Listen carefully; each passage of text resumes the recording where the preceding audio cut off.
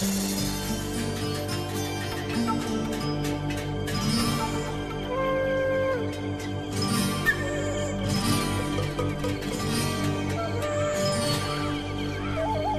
capoeirão do terreiro do mato, do coração de Monteiro Lobato,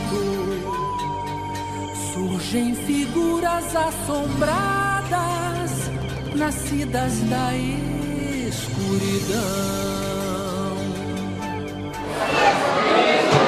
Boa noite a todos.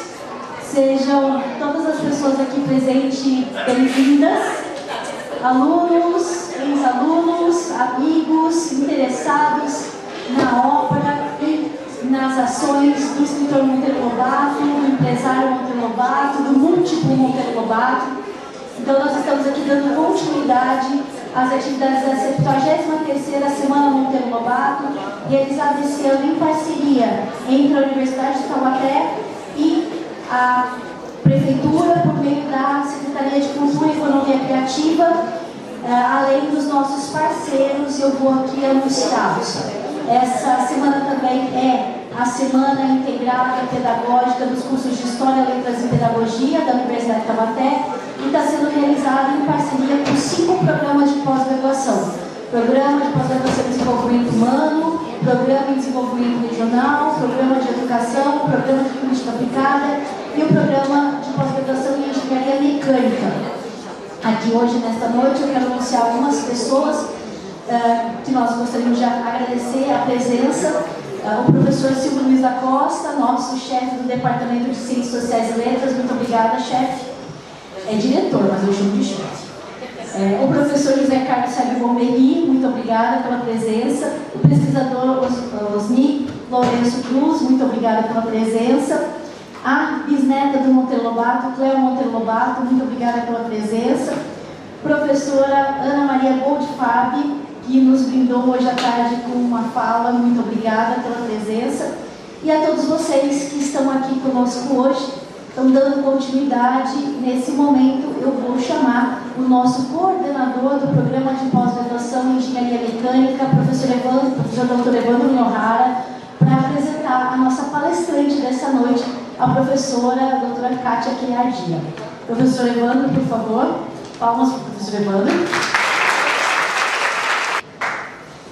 Bom, boa noite a todos. Agradeço a coordenação do evento e novamente a todos aqueles que a professora Raquel citou aqui, com agradecimento dobrado. E eu tenho a honra aqui de apresentar a nossa próxima palestrante. Vou ficar só meia hora apresentando, porque o currículo dela é muito longo, mas eu termino logo. Pois bem, pessoal, não é todo dia que temos o privilégio de trazer uma palestrante que veio de longe, ganhadora do famoso Prêmio Jabuti. Todos aqui conhecem? Quem conhece, levanta a mão. Tem até curador. Tem a Prêmio Jabuti aqui, ó. Ah, mas é isso. Para aquelas que não conhecem, me permita aqui fazer uma leitura rápida. Prêmio Jabuti, vamos lá, deixa eu só pegar aqui, só um minutinho, saiu aqui do ponto da minha tela. O maior diferencial do Prêmio Jabuti, em comparação com outros prêmios, é a sua abrangência. Além de valorizar os escritores, ele destaca a qualidade do trabalho de todos os profissionais envolvidos na criação e produção de um livro. Anualmente, editoras dos mais diversos segmentos e escritores independentes de todo o Brasil inscrevem suas obras na esperança de receber a cobiçada estatueta e o reconhecimento que ela proporciona. Receber o Prêmio Jabuti é um desejo acalentado por aqueles que veem o livro como um instrumento essencial para a disseminação da cultura. E aqui o currículo da nossa palestrante. Em 2009, ela foi agraciada com o Prêmio Jabuti, melhor crítica literária e melhor livro do ano. Abre aspas, Monteiro Lobato, livro a livro, obra infantil. Que tal, pessoal? Temos alguém melhor aqui para falar de Monteiro Lobato do que a professora Kátia? Mais detalhes aqui, me permitam, para vocês conhecerem a nossa palestrante. Ela concluiu graduação, mestrado e doutorado pela Universidade de Campinas e pós-doutorado pela Universidade do Estado do Rio de Janeiro. Trabalhou como orientadora de pós-graduação da Fundação de Desenvolvimento da Unicamp, é formadora docente de língua portuguesa na rede pública em escolas particulares, é autora de suplementos e projetos de leitura das editoras FTD, Saber e Ler, Ciranda Cultural, LPM Editores, Carochinha, Nana Books, Veneta, entre outros. Em 2020 foi júri do Prêmio Literário da Biblioteca Nacional. Muito bem, após essas palavras, então a Universidade de Taubaté agradece imensamente a presença da professora Kátia pela sua palestra de hoje, conferência intitulada Lobato e Petróleo, entre o texto e o poço. Professora doutora Kátia, por favor, a recebam uma salva de palmas.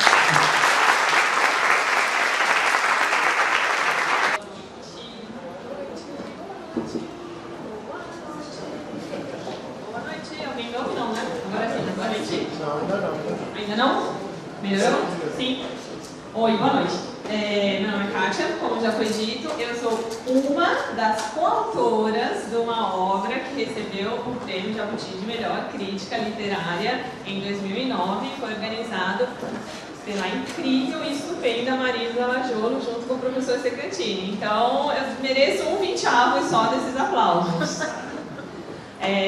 Mas enfim, vamos lá. Tem uma autora de que eu gosto muito, se chama Silvia Castrilon. Ela é bibliotecária e ela tem uma teoria que eu acho sensacional e eu queria compartilhar com vocês como ponto de partida para hoje. É a hipótese do facilismo. O que é o facilismo para Silvia Castrilon? Uma pessoa incrível.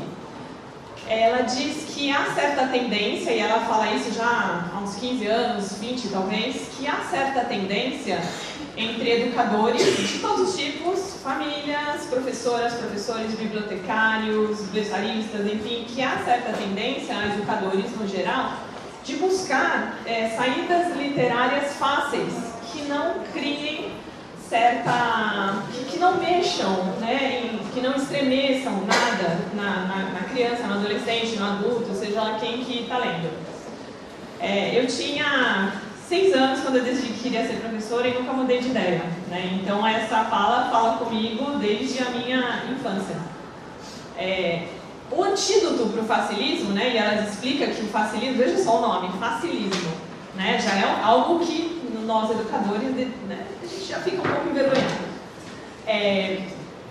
E o antídoto para o facilismo é uma coisa que ela chama de ir além. Então, quando a gente vê que existe um problema, que existe algo doloroso, que existe um tema fraturante, que existe algo que incomoda, a gente não deve fugir daquilo. A gente não deve cancelar, palavras minhas, adaptadas. A gente não deve cancelar aquilo, a gente deve ir além, ir exatamente naquele problema. Eu admiro muito essa teoria, e é com essa, assim, eu queria compartilhar, porque eu admiro muito a Silvia Castrilon, queria compartilhar com vocês para dizer que, primeiramente, eu agradeço absolutamente todos os cientistas lobatianos que insistem em pesquisar Lobato, a despeito de serem chamados de todos os nomes execráveis que vocês devem conhecer, porque a gente não está passando pano, a gente não está defendendo, a gente está fazendo ciência. E a ciência dói. É importante fazer ciência. Eu, além de cientista, sou educadora, sou até mais educadora do que cientista na minha leitura, eu quero acreditar, pelo menos. Então, como cientista e como educadora, o que a gente precisa fazer? Ir além. A gente precisa olhar para aquele tema doloroso e mergulhar nele, e mediar aquele tema, e conversar sobre aquele tema. A gente não pode fugir. Então, eu agradeço ao professor Sérgio também, que me fez o convite de estar aqui, estou profundamente honrada, a Unital, que permitiu materialmente que eu estivesse, a vida é material, então que legal que a Unital assume essas responsabilidades, né, a todos aqueles que colaboraram materialmente com o evento. Sei que não foram todos os institutos, então agradeço. temos sido muito bem recebidas, fizemos queridos amigos, Evandro, Raquel, André, que não pôde estar aqui, professor José Wellington. O Osni é o melhor cicerone que existe nesta Taubaté. Não existe ninguém mais, enfim, que o Osni, até pipoca ele me conseguiu. Eu sou vegana, ele cozinhou uma pipoca sem bacon e sem queijo em Taubaté, inacreditável isso. Evidentemente, novamente, né, o professor Sérgio. E claro, eu dedico, como vocês já devem imaginar o que eu vou dizer hoje, a minha orientadora eterna, a gente nunca deixa de ser orientando, a Marisa Lajolo, que criou uma grande comunidade de poucas pessoas, intensa comunidade, a quem eu também dedico a oportunidade de poder pesquisar, que são os meus colegas de pesquisa de Monteiro Lobato, né? Nominalmente a Silza, que está aqui, né? Uma excelente pesquisadora, quem veio ontem vê-la falar sobre o Saci mudou sua, eu tenho certeza que mudou sua perspectiva, né, de muitas coisas em termos de pesquisa. A Milena, a Tâmara, o Emerson Tim, grandes pesquisadores, Raquel, Thaís, Magno, meu amigo, que insiste em dizer que não é pesquisador acadêmico, mas é o maior fofoqueiro de literatura que a gente conhece, sabe tudo, sabe quem atravessou a rua e virou à esquerda no dia tal, carregando qual livro e qual edição do livro, sabe tudo, né? Então, agradeço muito a todas essas pessoas, Luiz Camargo, porque graças à ciência, graças à insistência em pesquisar temas dolorosos, eu faço parte de uma comunidade muito intensa. Então, vocês me permitam, né, começar de uma maneira tão açucarada, né, essa fala, mas é que a gente vive tempos tão brutos, né, tão difíceis. Na pesquisa, nós temos sempre notícias de pessoas que, enfim, disputam. E eu tenho o imenso privilégio de fazer parte de um grupo que está sempre comigo. Eu sou a caçula de pesquisa da Marisa e eu tive o privilégio de ter todas essas pessoas que eu citei me levando no grupo e me ajudando, né? Ok, dito isso, vamos lá. Eu fui convidada para falar sobre Lobato e o petróleo. Pouquíssimas pessoas sabem que o Lobato lidou com petróleo. Os mais antigos, como eu, de mim para trás, sabem, mas dos jovens, pouca gente sabe que ele teve alguma participação no petróleo. A Raquel me contou, por e-mail, que havia um professor Evandro que estava muito interessado, que ele era da engenharia e ele estava muito interessado. Então, vocês vão ver que alguns slides estão carregados e eu vou passar reto nesses slides, porque são slides que eu fiz para deixar com o pessoal da engenharia, porque eu organizei algumas informações que eram importantes. Não sei se o Evandro viu, mas assim que eu subi no palco, eu dei o enviar, então ele já tem esses slides com ele, então não precisam se quiserem, então os slides, se alguém aqui for de engenharia ou tiver interesse nisso, estão com ele. Tá? Só para vocês não ficarem incomodados, que algumas coisas eu realmente trouxe só para agradar as pessoas da engenharia. Eu organizei algumas informações, porque já que eu fiz, né, esse caminho das pedras, então eu só organizei numa apresentação só. Acho que importa vocês saberem como esse estudo, né, como eu fui parar na questão do Monteiro Lobato, né, no estudo com o Monteiro Lobato. Eu era uma professora, ainda sou, mas em 2002 eu dava aula em Holanda e eu coloquei um trecho da gramática de Emília numa das minhas avaliações continuadas, né, formativas, e um aluno que dançava na festa de Olambra, se vocês já ouviram falar, daqueles que usam tamancão de madeira, cabeludíssimo, chegou e falou: professora, você gosta de Lobato? Eu falei: tem algumas coisas que eu gosto, então, porque, fato, eu não assisti ao sítio, né, embora toda a minha geração, sim, eu não gostava muito de TV, eu lia alguma coisinha. Eu falei: sim, tem muita coisa que sim, em especial eu gostava muito da gramática da Emília. Professora de português, eu achava muito inteligente aquela maneira de trabalhar.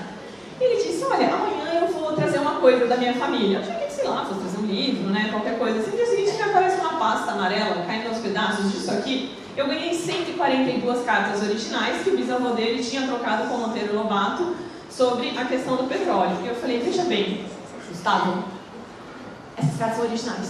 Você tem certeza que a sua família está dando? E a família confirmou: sim, isso aqui. Não quiseram vender, me deram essas cartas. E depois que eu acordei de um transe de 2 dias, né, assim, o que eu vou fazer com tudo isso?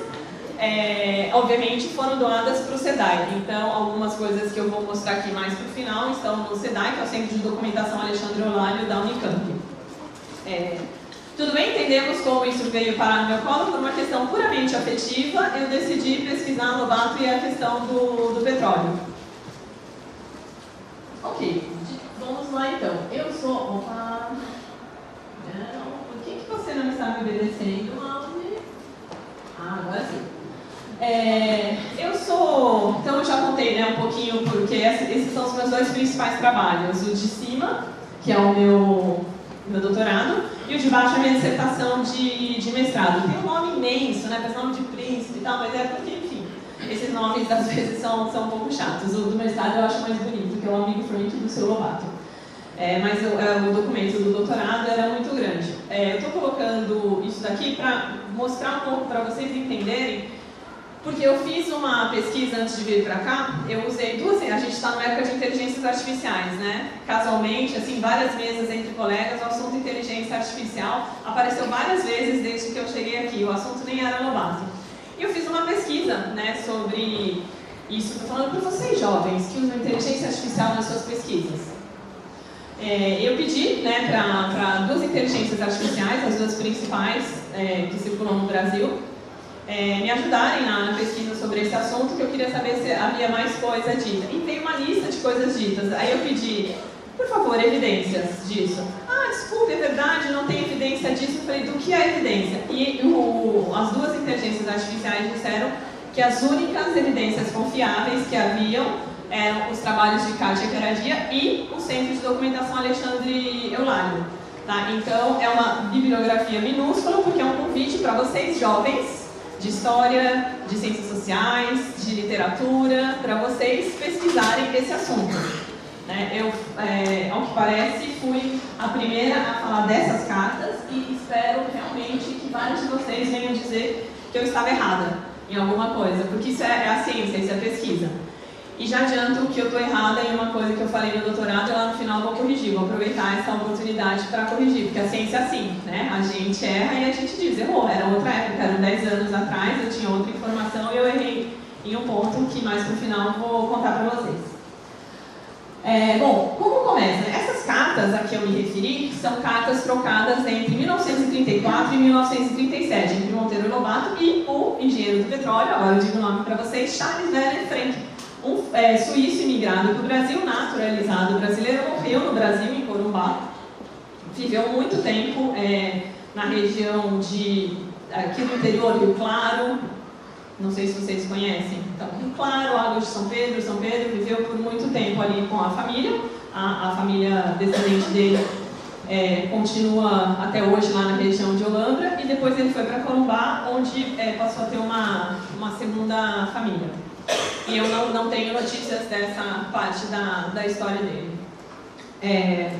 Então, as cartas que eu estudei, que trazem muito de perto a questão das companhias de petróleo e pela data, as principais obras literárias que o Lobato fez sobre o petróleo são desse período de 1934 a 1937. Mas nem de longe a relação do Lobato com o petróleo começou nessa data. Então, de novo, né, para ajudar quem pretende pesquisar isso, quem quer organizar, existe aqui um número grande de slides com algumas informações. Eu acho que ontem, não sei quem estava aqui, viu uma apresentação muito bonita, uma adaptação, uma leitura dramatizada muito bonita do Presidente Negro. Então, na minha leitura de pesquisadora, aqui, em 1926, a gente já começa um pouquinho, né, alguma coisa que vai formar esse Lobato que vai se envolver com o petróleo. Porque aqui, né, a gente já começa a falar, né, a gente já tem ali um Lobato prestes a ir para os Estados Unidos e ele já está bastante interessado em Estados Unidos. Né? Então, esse é o primeiro ponto aqui. Na sequência, ele publicou outro livro, que é Mr. Slane no Brasil, né? Foi publicado primeiro no jornal, né, em folhetim, depois virou livro. Aqui também, olha só, né, o subtítulo era Colóquios com Inglês da Tijuca. Então a gente já começa, né, já continua aí o Lobato um pouco mais falante, né, de outras terras que não aqui do Brasil. Eu trouxe essa, obrigada. E aqui começa o Lobato, de fato, aquele Lobato que vai se desenhar e que vai vir para o Brasil para pesquisar petróleo, para investir em petróleo, para falar de petróleo, mas não só. Ele também falou muito de ferro, e as duas coisas vêm juntas. quando ele foi ser adido comercial nos Estados Unidos. Várias das informações que estão aqui também estão no site oficial de Monteiro Lobato, que é mantido pela CLEO. Né? Então, são as principais fontes, são o meu trabalho, claro, né? E eu também, algumas informações que eu não tinha de cabeça, eu busquei no site Monteiro Lobato, né? Que é um site oficial. Então, em 1927, ele foi ser adido comercial, representante, né, comercial do Brasil nos Estados Unidos, a pedido, né, a convite do do presidente Washington Luiz, e ele foi para Nova York com a sua família. Tem fotos legais lá no site, se vocês quiserem ver essas fotos. Em 1929, no Brasil, e aqui a gente começa um problema político. Né? Em 1929, ele lá ainda, né, o Brasil tinha a tal da lei estadual, né, aqui no Brasil, né, não era o Brasil, era no Brasil, no estado de São Paulo. A gente tinha a tal da lei estadual 2219, eu vou ler um trechinho, embora seja chato para estudante que fica lendo slides, mas é que eu não memorizei uma lei, né?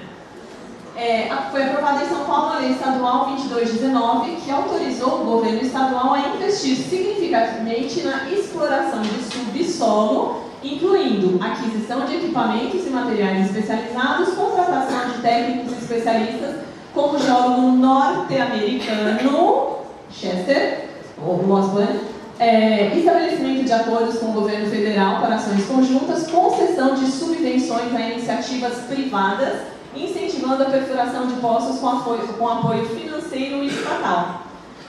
Essas medidas visavam não apenas a descoberta de petróleo, né, segundo se constava na época, mas também a proteção dos recursos naturais contra o controle estrangeiro, refletindo preocupações com a soberania nacional sobre riquezas minerais. Mas tinha uma falha aqui, não? Porque concessão de subvenções a iniciativas privadas.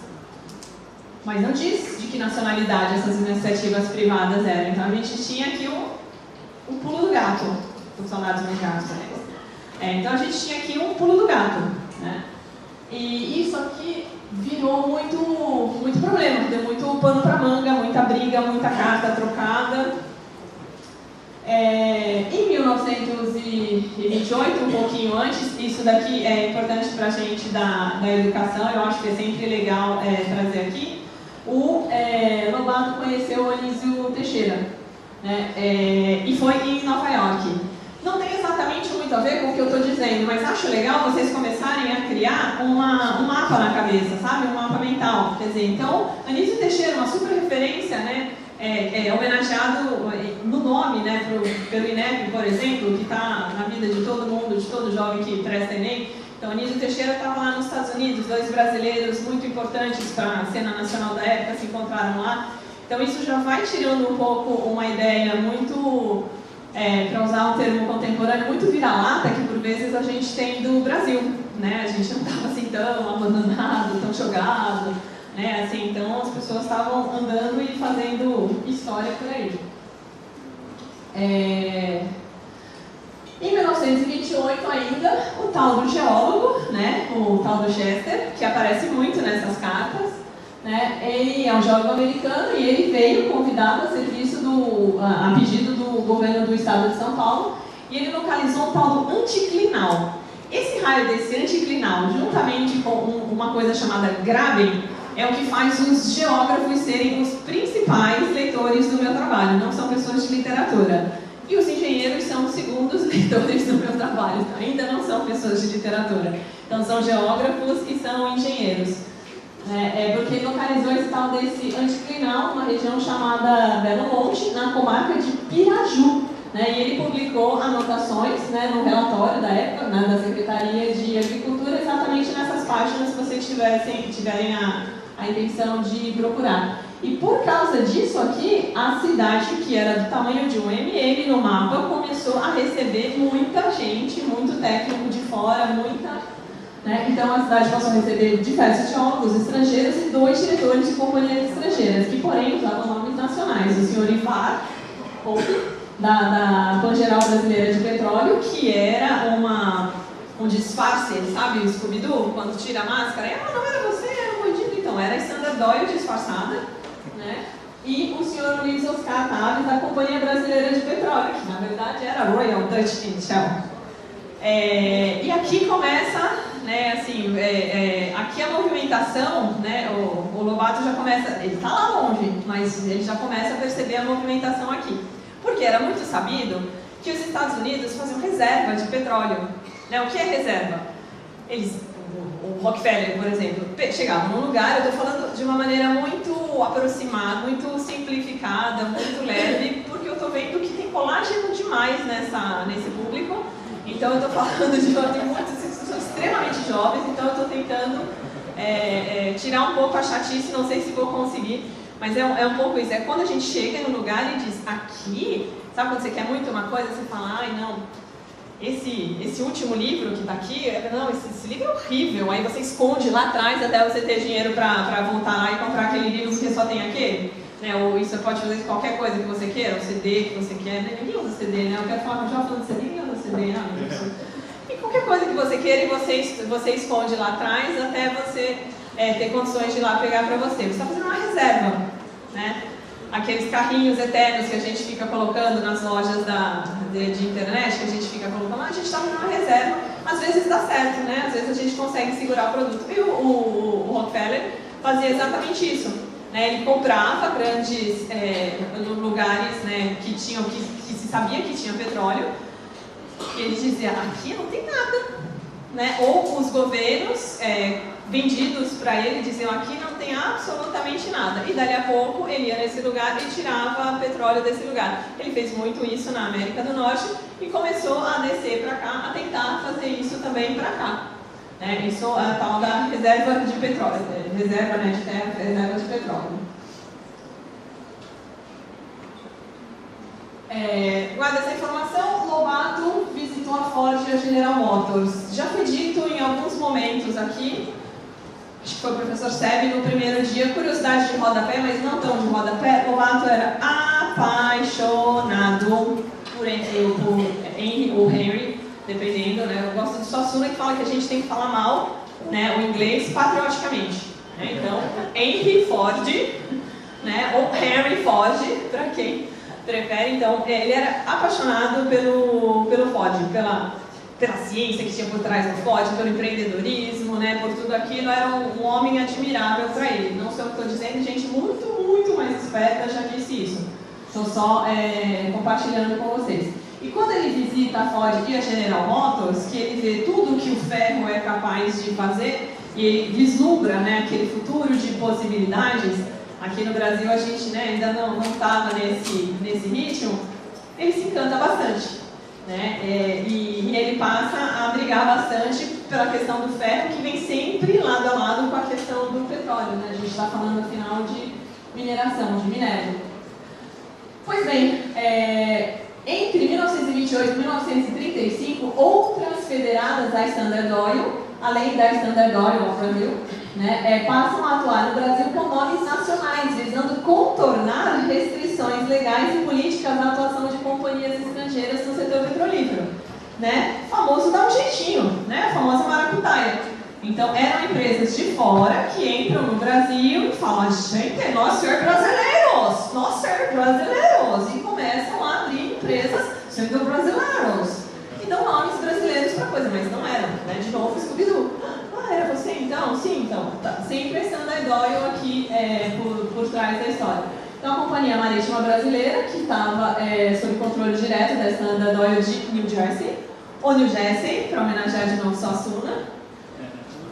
Matriz, né, que era a matriz nos Estados Unidos, a gente tinha o Brasil Patentes, a gente tinha a Empresa Nacional de Petróleo, né, que essa atuava especificamente na distribuição de gasolina da Standard Oil of Brasil.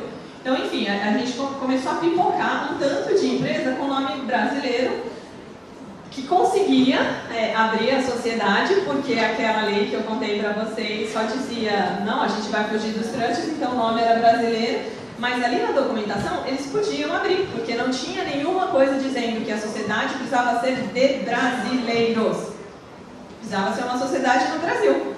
Né? Então, ficou cheio de brasileiros, abrindo empresas brasileiras. Ok. E aí, eu gosto de trazer aqui no meio da história qual a importância, né, de Yamata se casar. Então, a terceira que a Marta se casou. Acho legal, Monteiro Lobato era uma pessoa, né, era um ser humano que tinha filhos, tal, e tinha uma vida. Então, em alguns momentos, eu decidi trazer algumas coisas pessoais, que eu acho sempre importante a gente lembrar que, assim como todos nós aqui, ele era uma pessoa. Né, assim, então, havia outras coisas na vida dele acontecendo. Então, por exemplo, a Marta, filha dele, né, se casou com o Jurandir, que veio a ser um dos principais ilustradores. É tudo que eu vou dizer, porque eu tenho medo até do Magno me lançar um olhar fulminante se eu falar alguma bobeira aqui. É tudo que eu sei, J. Campos. Certo, Magno? J. Campos, exatamente. Avô da Cleo. Vovô de Cleo. Vovó Marta, vovô J1, vovô, você fala vovó Marta. Então, é avô de Cleo. Mas eu tenho medo de você, não da Cleo. É, de errar. Ok, em 1929, um explorador chamado Bazaretti, que ficou muito famoso aqui na ocasião, ele descobriu o petróleo em Mato Grosso. Só que ele era ligado à Anglo-Mexican, que tá vendo? Bazaretti, né? Italianíssimo, né? Mas ligado à Anglo-Mexican. E a gente tinha no Brasil, por parte do governo, na época circulava uma coisa de assim, não há petróleo em Mato Grosso. E o Lobato era um dos que falava, minha gente, não com essas palavras, mas ele só dizia, minha gente, olha ali no mapa, tá vendo Venezuela, que tá tirando barril atrás de barril? Traça uma reta, o que vai dar ali depois? É Mato Grosso, é claro que tem petróleo. E o governo brasileiro fala, mas claro que não tem, imagina, não tem petróleo, não tem. O Bazaretti encontrou petróleo lá, mas na hora de brasileiros tirarem, não tem petróleo, não tem petróleo. E essa história está contada com muitos números interessantes, assim, com números de barris de petróleo, tal, no Escândalo do Petróleo, né, no livro Escândalo do Petróleo, que ele foi publicar em 36. Então, olha só, a gente está aqui em 29, já se sabia que havia petróleo e até 36 ainda havia negativa do governo. Não tem. E de verdade, né, gente? Nós aqui, tirando vocês engenheiros, já devem ter feito isso. Só de letras. Eu consigo traçar a reta da Venezuela assim e perceber, é verdade. Né? É a mesma linha. Né? É fácil a gente perceber que, é claro que era uma terra petrolífera. Toda essa tribinha aqui da América tirava petróleo. Como que o Brasil não ia tirar petróleo? É claro que ia. Mas as comunicações oficiais eram, não tem petróleo. Ok.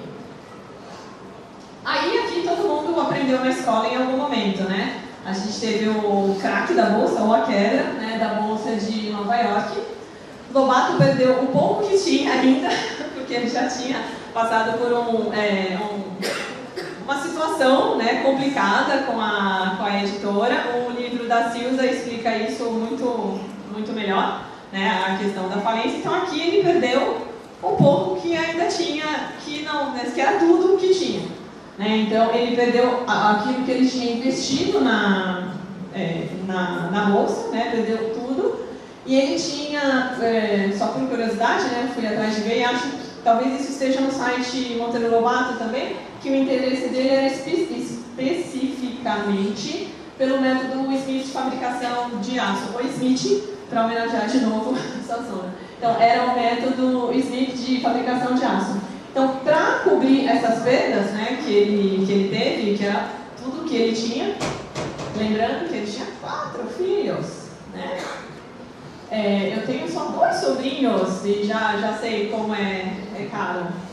Então, para cobrir suas perdas, Lobato é obrigado a se desfazer das suas ações da Companhia da Editora Nacional, né, aquilo que tinha ficado ainda com ele. E os dias mais tumultuados do pregão foram narrados no capítulo de América, que é outro livro dele. Bom, enfim, aí ele... basicamente isso, assim, vou seguir porque tem outras coisas. No Brasil, a gente passa pela Revolução de 30 e é importante porque isso mexeu com muita coisa no Brasil, mas só isso, assim, só estou dizendo para vocês localizarem, né, na linha do tempo. E aí, em dezembro de 1930, ele perdeu o seu cargo de adido comercial e voltou para o Brasil. Né? O decreto foi assinado pelo chefe do governo provisório, né, que dispensou vários funcionários do Itamaraty. O Monteiro Lobato perdeu o seu cargo de adido comercial em Nova York e ele começou a movimentação dele, né, para voltar para o Brasil com a família. Ao deixar o posto, Lobato escreve uma carta ao Getúlio Vargas relatando as conclusões a que ele chegou com a sua experiência americana. Ele defendeu que, aspas, palavras dele, ferro, combustível e estrada estão um tripé para o progresso brasileiro. E ele defendeu também que os grandes problemas nacionais, que eram, por óbvio, né, a falta de ferro, a de combustível e a de trigo, seriam os responsáveis pela fraqueza da economia brasileira. Então esse começou sendo o discurso dele com Vargas. Vocês conseguem perceber que tudo isso começou lá quando ele se encantou por um grande país que tinha ferro, que tinha aço, que tinha indústria, que fazia acontecer. Ele foi lá e viu que era possível e falou, caramba, a gente tem uma terra tão boa quanto essa daqui, isso é possível no Brasil, e trouxe, veio trazendo essa ideia para o Brasil. Então, presidente, eu vi aqui numa terra que é muito parecida com a nossa, isso daqui deu certo. Rapaz, vai dar certo no Brasil. Vamos investir nesse negócio de ferro aí? Vamos investir nessa coisa de aço? Vamos fazer isso? Vamos tirar petróleo? Então, foi mais ou menos esse o discurso dele com o Getúlio. Em 31, Memorial sobre o Problema Siderúrgico Brasileiro, Então ele decide colocar tudo aquilo que ele tinha achado, aquilo que ele tinha escrito sobre o Getúlio, ele redigiu um memorial. Ele enviou o seu memorial sobre o problema siderúrgico brasileiro ao presidente Getúlio Vargas em 31, após retornar dos Estados Unidos. E nesse documento ele destacou a importância das estratégias, a importância estratégica da exploração de ferro para o desenvolvimento. Então começou com uma carta e virou um documento. Vocês conseguem enxergar a pessoa falando, acho que não entendeu a carta. Eu vou fazer um documento mesmo, fazer um estudo. Aí ele foi lá e fez um estudo. Presidente, aqui vai dar bom. Vamos falar de ferro, vamos trazer esse desenvolvimento do Brasil, vamos lá. E apesar dos esforços de Lobato, o governo não implementou as suas propostas, o que o levou a fundar, ele próprio, Lobato, em 1931, o Sindicato Nacional da Indústria e do Comércio, em parceria com o Fortunato Vulcão. E o objetivo era promover a exploração nacional das reservas de ferro e incentivar a industrialização do Brasil. Então, aquela coisa, bom, quem sabe se a gente começar, o Estado não vem junto com a gente. Estou quase chegando na carta, ainda não cheguei, mas o Lobato, que troca essas cartas, já começou aqui. Aí, como é muito típico de Lobato, e vocês já tiveram pessoas muito melhores que eu falando aqui, aquilo que ele vive vira literatura. Então, ele quer muito aquilo, ele está estudando ferro, fez relatório técnico sobre ferro, escreveu carta sobre ferro, viu ferro, só fala de o que ele vai fazer? Um livro chamado Ferro. Então, ele vai fazer um livro sobre isso, Essa era talvez a principal estratégia de persuasão do Lobato, Ele levava a história para vários cenários, vários lugares. Então, ele lançou o livro Ferro, e mais tarde foi reeditado junto com o escândalo do petróleo. E essa é uma curiosidade muito interessante, porque a gente percebe que havia, então, para ele, uma correlação. Não só, são todos minerais, mas havia uma correlação, que se eu conseguir um país que invista em ferro, eu também tenho um país que invista em petróleo e vice-versa, e as duas coisas precisam ter saída. Se deu certo nos Estados Unidos, por que não dá certo nos Estados Unidos do Brasil? Ok. Evandro, estou agradando os engenheiros? Estou suficientemente técnica? É um marco na minha vida, inédito. Nunca fui técnica na vida. Ok, em 32, o outro livro, América, só trazendo aqui para vocês, alguns marcos. Se vocês quiserem informação exatamente de qual foi o dia, em que lugar foi lançado, e qual foi o erro de tipografia que aconteceu, ou qualquer coisa assim, falem com a Magna. Ou com o Osni também, o Osni é um ótimo fofoqueiro de livros também. Então... Ok, então em 32, aí em 8 de abril especificamente de 32, a Companhia Petróleo Nacional, incorporada por Monteiro Lobato, por Lino Moreira e por Edson de Carvalho, do Nordeste, passou a funcionar legalmente em Riacho Doce, em Alagoas. Lembra Riacho Doce? É esse Riacho Doce da novela, é esse mesmo. Então, o decreto que permitiu isso era o 21.265. Então, a gente teve fundado a Companhia Petróleo Nacional. Tá? Isso é importante porque ele foi lá nessa região e falou, não, tem petróleo aqui. tem petróleo aqui, mano. Falou, não tem. Ele foi lá, fundou e começou. Vocês vão ver aqui, vou contar para vocês daqui a pouquinho. E tem um manifesto aqui da Companhia Petróleo Nacional, que evidentemente eu não tenho nenhuma expectativa de que vocês consigam ler. E é claro que eu não vou ler também, mas está, é bem fácil de encontrar isso na biblioteca, que é um paraíso de pesquisadores. Né? E também está nos slides com o Evandro, que o Evandro pode divulgar para quem quiser. Tá? Isso aqui não tem nada... Isso aqui é pesquisa organizada. E uma coisa, como eu já disse, é uma coisa que eu aprendi, né, com a minha orientadora e com os meus colegas de pesquisa, que a pesquisa circula, né? Deve circular para que pessoas melhores que nós, como vocês, possam ter ideias de fazer outras coisas. Ontem a Silza deixou um molde de ideias aqui. Nossa, eu sou muito técnica agora. Um molde, Silza. 6 vezes 10 é 23, número de advogado. Não aparece. Deixou um molde de ideias de novas pesquisas para vocês fazerem. Espero que de hoje saiam algumas ideias, algumas pesquisas também. Então, a Companhia Petróleo Nacional, né? Monteiro Lobato aumentava a pressão pública, né, contra o governo de Vargas, conforme aumentavam as notícias de petróleo americano do Alasca à Patagônia. Porque a gente está falando do mesmo continente. Se tem no Alasca, se tem na Patagônia, por que não tem no Brasil? É evidente que tem no Brasil. Então, a pressão pública foi aumentando. No caso, né, a Companhia Petróleo Nacional, que foi criada para levantar capitais junto com subscritores privados, enfim, tudo isso daqui. O que eu trago de novo aqui? Entre as suas críticas mais frequentes e graves, Lobato apontava a influência negativa de técnicos estrangeiros contratados pelo SGNP, que eu já vou dizer para vocês o que é, no sentido de que eles trabalhavam a serviço de interesses obscuros, contrários à exploração de petróleo brasileiro. Se vocês tiverem a curiosidade de ler essas cartas que eu estudei, vocês vão ver que em vários momentos eles falam assim, na troca de cartas, interesses obscuros, o octopus, né, que é polvo, né, a camorra, né, a camorra, mas ele fala principalmente interesses obscuros. Eu não sei se era só ironia, se era uma maneira um pouco cifrada, mas esses interesses obscuros, interesses ocultos e por aí vai, era esse pessoal dessa repartição do governo brasileiro de mineração, né, do Serviço Geológico de Mineração Brasileiro, né, que é a sigla, eram essas pessoas que contratavam técnicos de fora dos Estados Unidos que por acaso estavam conseguindo tirar petróleo de todos os lugares do continente, mas no Brasil eles diziam que não tinha petróleo. Né? Então isso começou a ficar muito escancarado. Fala, meus amigos, vocês estão tirando petróleo do continente inteiro, no Brasil não tem petróleo. Né? Assim, o governo contratar técnicos do lugar que tira petróleo está ficando feio já. Né? Então essa é a tal da pressão pública. Está fazendo algum sentido? Legal. Tem muita cara de fofoca, mas eu juro que vai chegar daqui a pouco a literatura, tá? Vai chegar, de verdade.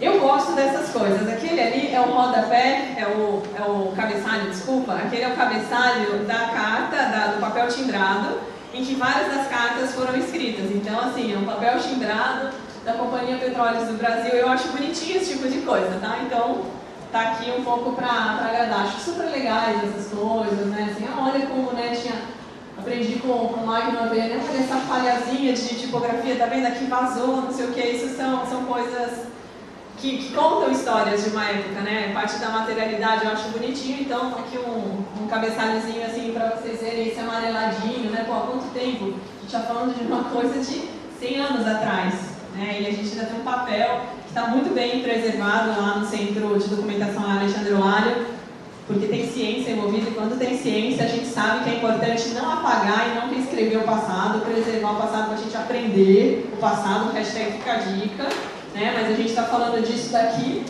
Então, a Companhia Petróleos do Brasil foi incorporada pelo Monteiro Lobato, por Manequim Lopes, né?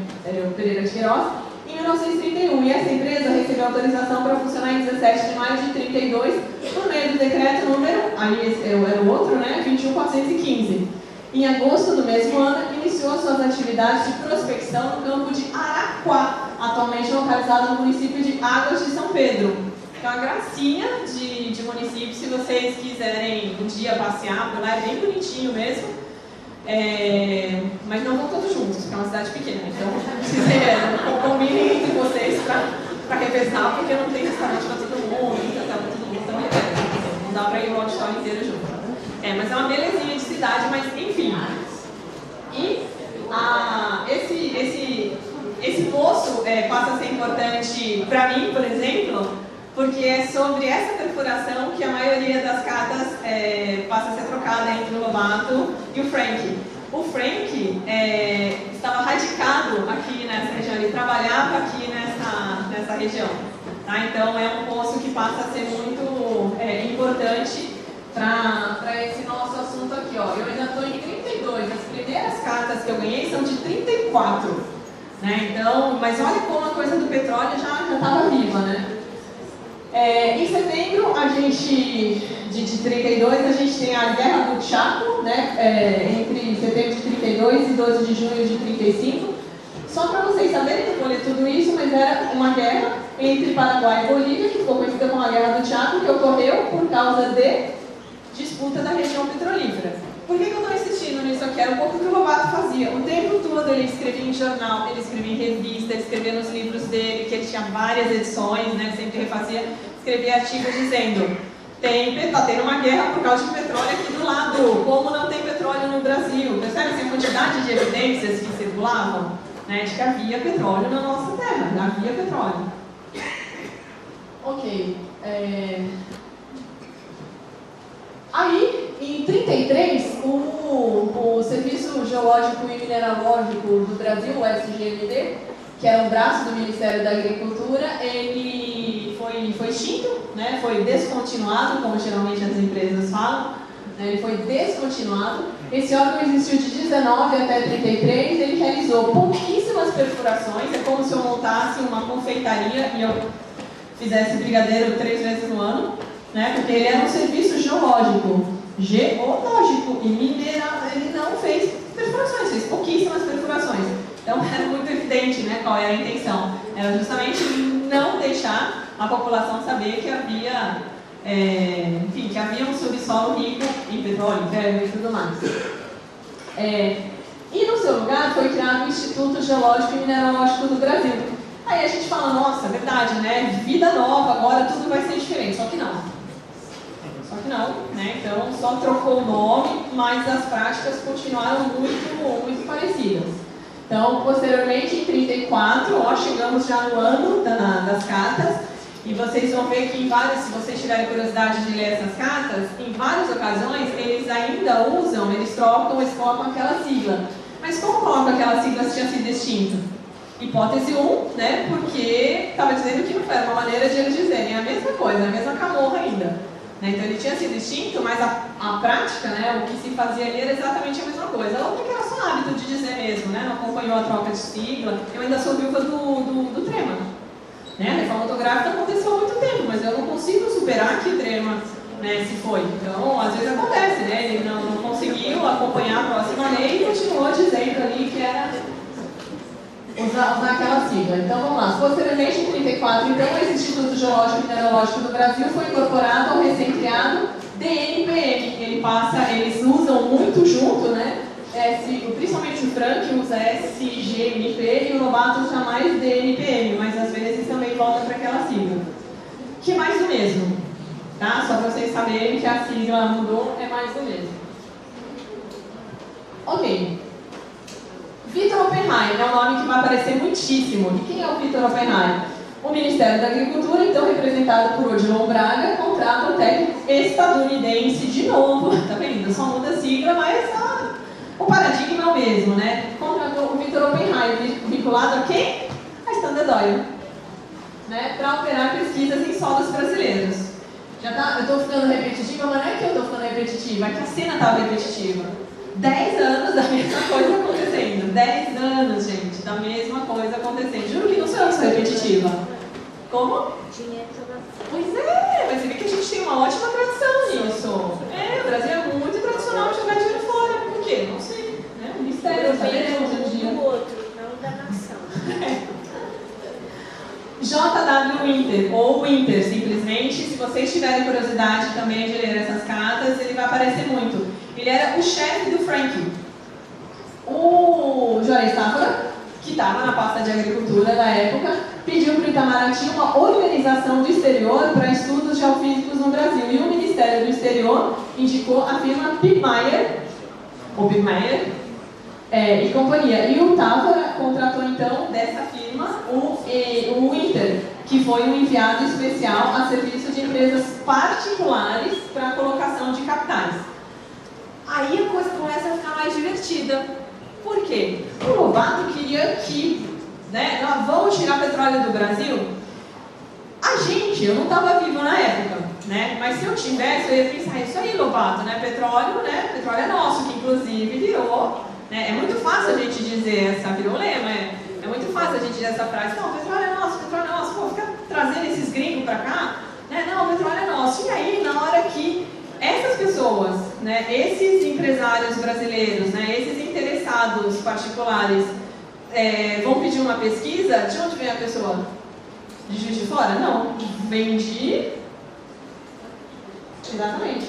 Vem do exterior também, não vem de dentro. Então, aqui a gente já tem um movimento muito sutil, mas percebam que há um movimento aqui. Então, peraí, o Lobato quer o petróleo dentro do Brasil, mas para quem?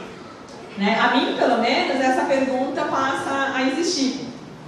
Né? Já começo, mas por que não eram técnicos brasileiros? Então, talvez a gente não tivesse técnicos brasileiros? Talvez isso. Então, vamos seguir a pesquisa, né? Vamos seguir a pesquisa. A pesquisa é isso daqui. O Távora, né, ministro da Agricultura, em 1933, né, ele é autor do Código de Minas e de Águas, de 1934, num discurso perante a Assembleia Nacional Constituinte, falou da necessidade de se distinguirem entre si os interesses nacionais e estaduais, sobrepondo sempre os nacionais. Né? O que ele falou aqui? Vocês aí em São Paulo, né, estão falando muito do solo, do subsolo, né, do estado de São Paulo, mas São Paulo é do Brasil, então é isso aí. Os interesses nacionais vão se sobrepor. Mais ou menos esse foi Então foi um discurso muito impactante para a época. Ok, e o que está acontecendo nessa época aqui? Então a Purezinha, Ruth e o Guilherme se mudam para Campos do Jordão. Que pertinho, né? Purezinha, Ruth e Guilherme se mudam para Campos do Jordão por causa do súbito diagnóstico de tuberculose em Guilherme. Monteiro Lobato permanece em São Paulo, mas visita a família regularmente. Né? Tinha essa ideia, né, de que o ar do interior era melhor, né? Ainda tem, né, essa ideia, eu pelo menos sinto diferença. O Departamento Nacional de Produção Mineral, só por curiosidade de rodapé, ele existiu até 2017. Esse mesmo departamento, e aquele é o último logotipo dele, né, que é o atual. Né, aquele Departamento Nacional de Produção Mineral, o DNPM, né, só por curiosidade aí para vocês saberem. Ele foi criado em 1934, foi presidido por alguém chamado Fleury da Rocha, que nas cartas era tratado de crápula para pior, né, de vendido para pior, e ele passou a ter os comandos das iniciativas na pesquisa de petróleo. E esse departamento existiu até 2017, quando foi substituído pela Agência Nacional de Mineração. Só para vocês entenderem, né, esse caminho, assim, o que aconteceu com esse departamento. Ele existiu até 2017, com a mesma sigla, não exatamente com a mesma prática, né, claro, né, e depois virou uma agência nacional, o que é melhor para o Estado. O Oppenheimer, lembra do Oppenheimer, o engenheiro, o gringo contratado? Né? Então, o Oppenheimer publicou trechos do seu relatório sobre a cidade de Lobato, que não tem nada a ver com Monteiro Lobato. Coincidências da vida, não tem nada, mas é uma cidade chamada Lobato, ainda é uma cidade chamada Lobato, e dessa cidade brotou petróleo, foi o primeiro lugar em que oficialmente, né, brotou petróleo. Havia brotado, a gente tinha exudação em outros lugares, mas foi o primeiro lugar em que oficialmente, que todo mundo assumiu, sim, é oficial, temos petróleo. Tá? Foi na cidade de Lobato. Mas, antes de brotar esse petróleo, o Oppenheimer publicou trechos do seu relatório sobre essa cidade, e o relatório dele, se vocês quiserem dar um Google, se chama A Questão do Petróleo da Bahia, no Boletim de Agricultura. E ele dizia que essa localidade, do ponto de vista da geologia de petróleo, é positivamente desfavorável à presença de hidrocarbonetos. Né? Então, mantendo, gente, 34, né? A gente 10 anos falando a mesma coisa. E mais tarde isso seria desmentido por Fontenelle e Silvio de Abreu, e mais tarde ainda seria desmentido porque ia ter é o primeiro lugar de onde, né, brotou petróleo oficialmente, assumidamente pelos governos. O Vitor Oppenheim prestou serviços em Alagoas, né, em um posto da Companhia de Petróleo Nacional, empresa do Edson de Carvalho, do Lino de Moreira e do Lobato, que é a primeira lá, né, que eles fundaram, ou incorporaram, né, que é o termo melhor. E esse estudo contrariava a crença no petróleo litorâneo, e mais tarde isso foi desmentido por técnicos alemães das relações de Lobato, um deles, o Frank, que na verdade era suíço, mas como falava alemão, todo mundo dizia que era um técnico alemão, né? Então, o Frank e técnico da Elboff.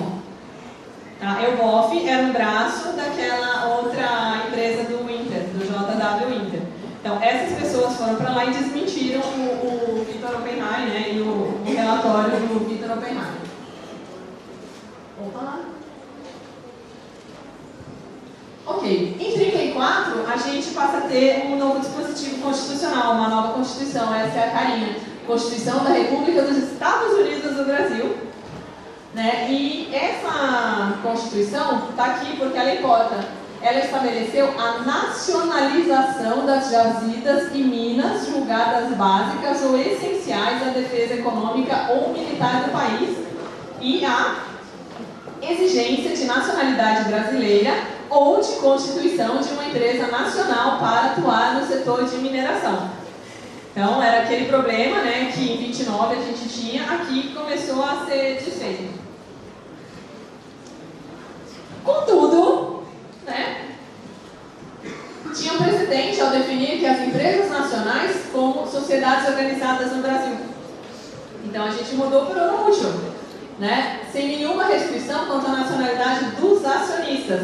E isso veio a mudar de novo em 1937. Para quem tiver interesse nessa cronologia toda, tem um texto que foi publicado um pouco depois da tragédia de Mariana. A Folha me convidou para falar um pouco sobre toda essa história de, palavras minhas, descaso do Brasil com o seu subsolo, com as suas jazidas no geral, né, com abertura para empresas estrangeiras e por aí vai. Então, está na Folha de São Paulo e ele é importante, ele pode ser importante se você tem interesse por toda essa cronologia da legislação, porque ele explicita bem os trechos e faz, né, uma cronologia com um pouco mais de detalhe do que eu trouxe para cá, caso seja do interesse de alguns de vocês. O Código de Minas, né, que é chamado de Código Matador, Código Lesa Pátria, Código, né, tem todos os apelidos que diminuem, né, esse código.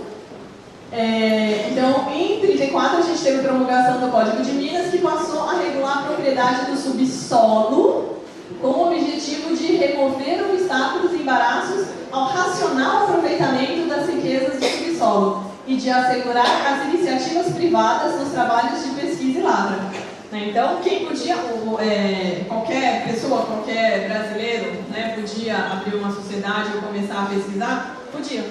Né? Então, tinha aqui essa permissão.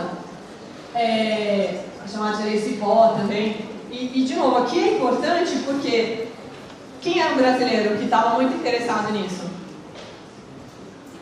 Não, vou dar uma dica, a gente está comemorando a 73ª semana dele. Muito bem, é isso aí. Então, exato, o Lobato era um brasileiro que tinha muito interesse, né, em tirar petróleo do solo brasileiro. Mas percebe que a gente está falando de iniciativa privada. Pausa. O que você sabe sobre, né, quando se fala as poucas pessoas, as pessoas aqui que chegaram a ver a Tina Turner dançar, por exemplo? Né, as poucas pessoas, a maioria aqui de vocês não. Nós outros aqui, né, os menos jovens, ou os jovens há mais tempo. Né? A gente já ouviu falar que o Lobato é o pai da literatura infantil, sim, mas nesse campo aqui do petróleo, vocês nunca ouviram falar?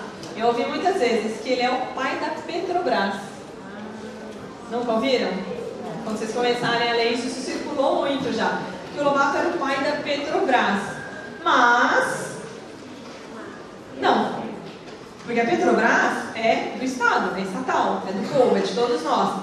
Né? E o petróleo que o Lobato defendia aqui era o petróleo dos brasileiros.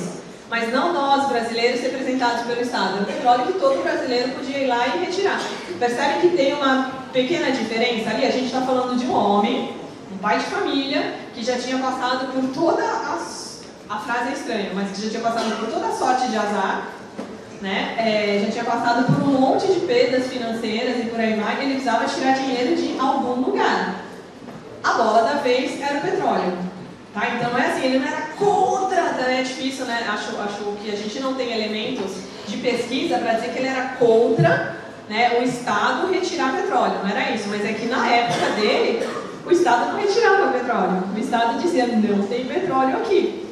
Né? Mas daí até a gente, né, no nosso tempo aqui, dizer que o Lobato é o pai da Petrobras é um pouco de exagero. Tá? E esse é um acerto que eu tive na minha pesquisa, essa é uma coisa que eu consegui acertar. Assim, não, a gente não tem nenhuma prova em nenhum momento até hoje, né? Se vocês forem pesquisar, contradizendo isso, eu vou ficar muito feliz de ter a pesquisa contradita por vocês, né? Mas a gente não tem evidências até agora de que ele, em algum momento, tenha planejado ou tenha desejado a ideia de uma transnacional, de uma empresa, de uma estatal, de uma estatal, né, que o petróleo fosse retirado pelo Brasil. Não há evidência disso, tá? E por que eu estou contando isso? Porque 5 minutos depois da morte do Lobato, o Getúlio Vargas começou a usar o Lobato como, né, um grande defensor do petróleo brasileiro para os brasileiros, mas virou essa coisa, a frase petróleo é nosso, que todo mundo acha que foi dita quando? Quem já ouviu falar desse tema? Por que o nome da campanha do Getúlio Vargas era petróleo é nosso? Não, tem uma super lenda, e esse foi um erro grave da minha pesquisa, tem uma super lenda urbana que o Lobato teria dito essa frase numa entrevista 2 dias antes de morrer, 3 dias antes de morrer, 4 dias antes de morrer. O Lobato teria dito essa frase 4 dias antes de morrer. Quando eu defendi o doutorado, quase 10 anos atrás, ou seja, eu estava concluindo o trabalho 10 anos atrás, a gente não tinha todos os mecanismos de busca para encontrar que a gente tem hoje. Em 10 anos, muita coisa melhorou para o pesquisador, né? Eu não conseguia. E eu não tinha, inclusive, a mesma malícia de pesquisadora que eu tenho hoje, né? Então, há 10 anos, eu fui lá em um blog que me parecia muito confiável, que tinha muitos documentos legais, né, bacanas, assim, e esse blog disse, nesse dia aqui, Lobato, essa frase veio dessa entrevista que o Lobato deu, o petróleo é nosso. Eu fui lá e confiei nesse blog, que me parecia um blog sério. Hoje esse blog não está no ar, né, ele saiu do ar, e hoje a gente tem esse discurso gravado, a gente pode ouvir a voz do Lobato, a gente tem esse discurso transcrito, e a gente tem com todos os sabe, de entrevista, então a gente tem ele transcrito mesmo, que foi um trabalho de iniciação científica de um estudante, não lembro de onde, o FMJ talvez, de alguma, ou FMG, o FMJ não, acho que o FMG, ou Minas, não lembro de qual, que foi um trabalho de iniciação científica dele, de transcrever, né, essa entrevista. Não existe essa palavra lá. Então, e eu errei, né, na minha pesquisa que eu coloquei, né, no meu doutorado, eu disse, olha, então isso vem daqui. No ano passado, quando vocês começaram a criar a medalha, a Cleo entrou em contato e falou, de onde saiu essa frase? Eu falei, Cleo, aí ó, essa frase não existe não.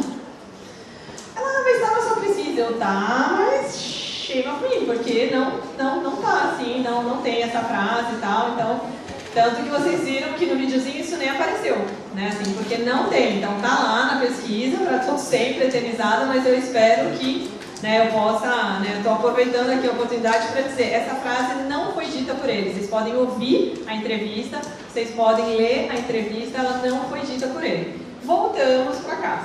E essa é uma outra, vocês veem que a pesquisa nunca acaba, né? Então eu afirmei uma coisa, 10 anos depois eu afirmo outra e isso muda a cena, né? Isso muda bastante coisa, muito interessante. Ok, chegando ao final, né, gente? Porque isso é chato, mas mais ou menos no final. Porque esses técnicos alemães passaram a confrontar os seus estudos na região do Riacho Doce e tal. No final eu já contei para vocês. Né? Eu só documentei tudo isso daqui para quem desejar conhecer um pouco mais do petróleo, ter tudo num documento só. Né? Mas eu vou passar porque eu acabei de contar. Né? Eu fiz um... Então eu vou passar algumas coisas aqui e vou chegar numa parte que eu queria muito contar para vocês, que é justamente a literatura. Né? Em 30 de novembro de 1934, começam as cartas que eu ganhei de presente da família do Gustavo, né, e que imediatamente, assim que eu acordei do desmaio, foram depositadas no SEDAI, né, no Centro de Documentação Alexandre Olário da Unicamp, e que estão na internet para vocês verem, né, para qualquer pessoa ter acesso e pesquisar. Nessa primeira carta de Lobato ao Frank, que é de 30 de novembro, é uma resposta ao Frank, ele expõe ao Frank alguns choques internos da Companhia Petróleo do Brasil e ressalta a importância do Poço de Araquá produzir petróleo. E tinha as cartas do Frank também, porque tem todas as duplas, né, das cartas. Naquela época, algumas pessoas muito meticulosas, como Charles Frank, colocavam carbono, uma folha de seda embaixo do carbono e guardavam as cartas. Então, eu tinha todas as cartas que o Lobato enviou e todas as sedas, né, aquela folha bem fininha, carbonada. Então, foi possível a gente acompanhar na pesquisa uma conversa direta, espelho a espelho. Tá? Eu achei muito legal, né, quando eu estudei, acho legal, porque falar carta para vocês é uma coisa absolutamente estranha, né? Carta datilografada numa máquina, assim, tec, tec, tec, tec, que não volta e não apaga, é mais estranho ainda. Então, imaginar uma pessoa que coloca uma folha de seda. Era o backup quando essa palavra não existia. Né? Então, isso é muito, muito... Eu sou empolgada, assim, eu acho isso muito, muito legal. Que é um pouquinho da época. Ok, aí o Oppenheim publicou uma monografia, né, sobre o petróleo do Brasil meridional, claro que ele vai falar que não tem nada, né, ok. Eu gosto de trazer essa carta, porque no meio de toda aquela bagunça, de toda aquela gritaria, no momento o Lobato diz: precisamos deixar tudo assentado, porque tenho de voltar a Campos quanto antes. Estou com o filho lá que não passa bem. Isso é muito comovente para mim, porque a gente está falando de um homem que estava brigando, porque, sei lá, meio país queria, que estava brigando com o governo, que estava brigando com todo mundo. Ele falou: opa, tem um limite aqui. Vamos resolver tudo isso que eu tenho que ir para Campos, meu filho está doente. E eu gosto muito disso, assim, que é uma das evidências que a gente tem de que ele era de verdade uma pessoa mesmo, assim, né? Porque o filho está doente, não passa bem, ele precisa ir para lá, né? É o que muitos de nós aqui faz ou faria, enfim, né? Eu queria muito estar aqui. Se acontecesse qualquer coisa com qualquer pessoa da minha família, não tenho dúvidas, eu diria: sinto muito, né? Eu preciso ir para minha família, né? Porque existe um limite, né, entre o que eu faço e quem eu sou, né? O CPF e o RG. Eu sou uma pessoa antes, né, do que eu faço. Não, mas é importantíssimo. Ok. Unicamente por isso, né, pra gente lembrando que no meio do caminho tinha uma pessoa preocupada em ter dinheiro para o tratamento do filho. Né, o filho que não estava bem. Foi descoberta uma oil seepage, né, em 1935. Essa citação foi omitida do relatório do Oppenheim, né, então aquela coisa lá de... E isso aqui virou, assim, uma briga gigantesca do Lobato, né, que continuou no escândalo do petróleo. Nessa carta aqui, de maio de 35, ela é muito, muito legal também. Vou ler só esse trechinho para vocês. Ele diz pro Frank, né? Lembra que eu acabei de falar? Isso aqui virou uma briga no escândalo do petróleo. Ele já estava escrevendo o escândalo do petróleo. Antes de escrever o escândalo do petróleo, ele traduziu esse livro aqui, que é a Nota do Petróleo. Mas não foi ele que traduziu, esse livro foi traduzido do alemão. Quem falava alemão, ali da relação cotidiana dele? O Frank. Então esse livro foi traduzido por Frank, está ali, né, com o prefácio de Monteiro Lobato e a Lei de Minas em apêndice, porque na primeira edição não tinha a Lei de Minas em apêndice, né, aí esse aqui a gente colocou só para mostrar para vocês que depois, porque depois da primeira edição a Lei de Minas veio, da primeira edição isso daqui, a Lei de Minas veio em apêndice. Mas enfim, por que, né, isso daqui é importante? Porque ele dizia pro Frank assim, ó, vocês estão vendo ali o nome do Frank como tradutor? Não, pois é, não apareceu, mas o Frank que traduziu. Recebi o prefácio, o Frank traduziu e escreveu o prefácio, porque ele recentemente traduziu um livro. O que os tradutores fazem? Escrevem um prefácio na edição. Então, o Frank traduziu e ele escreveu um prefácio. O Lobato disse: recebi o prefácio, mas não o incluí no livro, porque repetia o que eu dizia no meu prefácio. A editora vai tirar 5.000 cópias e me dará 1.000 para a distribuição de propaganda. E isso eu acho bonitinho, assim, essa fé, sabe, assim, na literatura, eu vou usar 1.000 cópias como propaganda. É bonitinho achar, né? Eu acho, é bonito, assim, tem algo de muito honesto aqui.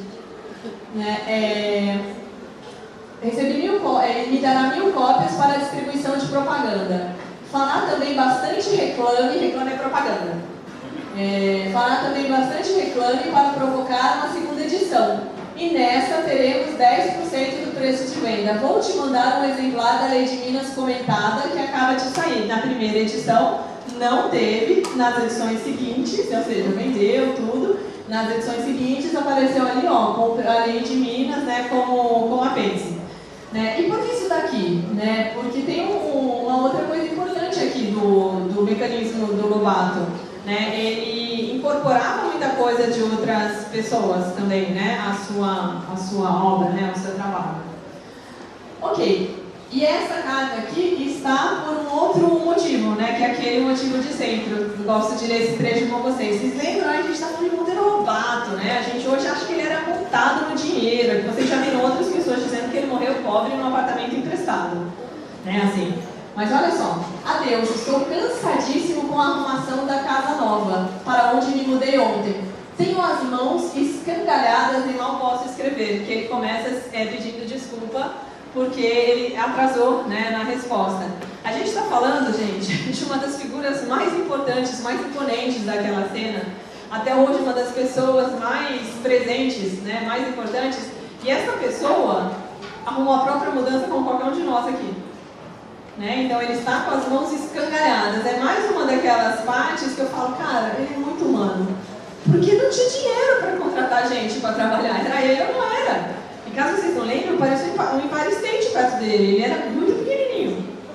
Né? E eu sou minúscula, mas ele era realmente pequenininho. Então assim, imagina que, né, aquela criaturinha, né, trabalhando e fazendo mudança. A mão é o instrumento dele, ele é um escritor e ele está com a mão escangalhada. Né? Só por isso que eu trouxe isso aqui, eu acho bonitinho, né? Parte ali daquele plano de mostrando para vocês o quanto ele era humano. Ok, aqui eu vou pular, isso aqui só é legal para engenheiro, eu já agradei muitos engenheiros. O Edgar Monteiro Lobato se casou com a Gunara, que passou a traduzir algumas coisas também para ele, só a história. O Guilherme tem alta da tuberculose nessa ocasião, aqui em 36. Né? Ele teve alta da tuberculose, a família voltou para São Paulo, né? Então eu estava em Campos, pude voltar para São Paulo. Mas espera aí que eu vou chegar aqui. Aqui. O ministro da Agricultura, Odilon Braga, enviou ao presidente da República um relatório posteriormente publicado sob o nome de Bases para Inquérito do Petróleo.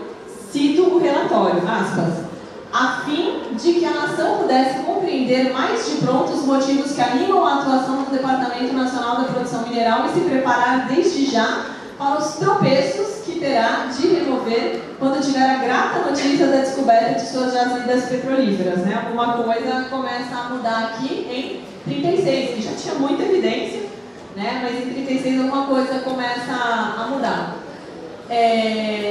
Aí vestígios de petróleo no Pantanal, finalmente, né? A gente já sabia disso desde o início, né? Então, vestígios oficiais de petróleo no Pantanal.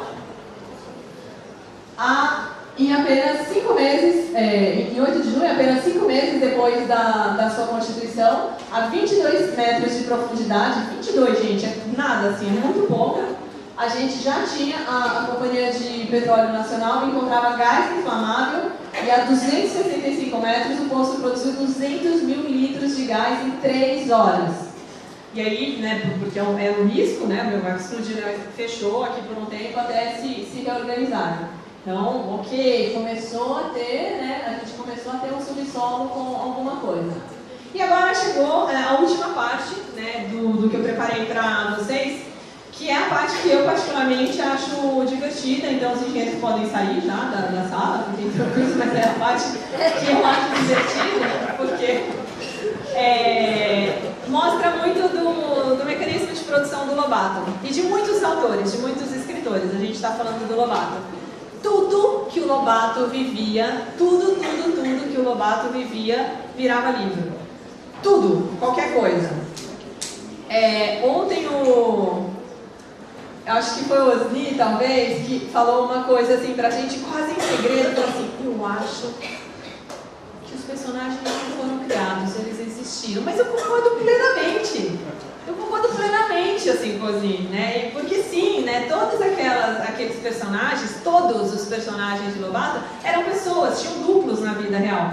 Né? Isso aconteceu primeiro com Escândalo, né? Que não era um livro de ficção. Eu vou mostrar algumas coisas para vocês, mas também com o Poço. E aqui, né, nesse ponto que eu queria mostrar para vocês, que na verdade foi parte do meu trabalho de mestrado. O trabalho de doutorado foi muito mais pesado, foi colocar nota de rodapé em todas as cartas, tentando, né, refazer um pouco da cena.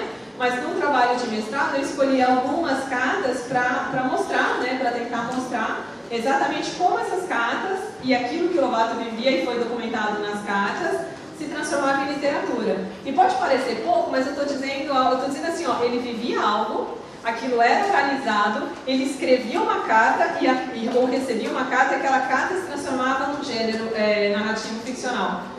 É muita coisa, assim, é um passo gigantesco, né? Para gente que estuda texto, que estuda literatura, é muita coisa que aconteceu ali, né? Então, mas é isso que eu vou tentar mostrar para vocês aqui.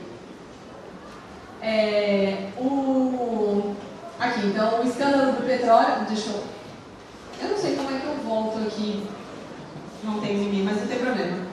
O escândalo do petróleo chegou às livrarias com 2 edições esgotadas nesse mesmo mês. 2 edições, gente, em um mês. Sério, que livro tem 2 edições esgotadas em um mês?